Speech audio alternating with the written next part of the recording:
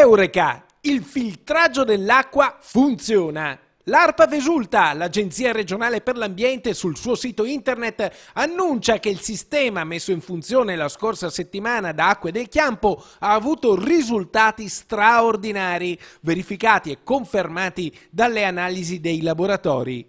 All'Onigo è stato raggiunto l'obiettivo FAS 0. Questo è un percorso che abbiamo fatto che non è iniziato ieri mattina o 2 o 3 giorni fa, lo vorrei dire.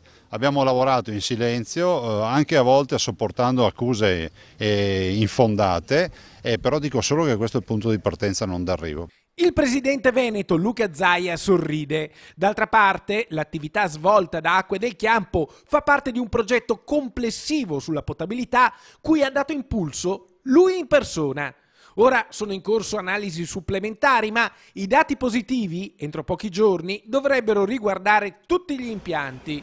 Quella che vediamo oggi però è solo un'anticipazione, perché tutte le iniziative adottate dai gestori degli acquedotti, le nuove tecnologie utilizzate e i risultati ottenuti saranno svelati nei prossimi giorni.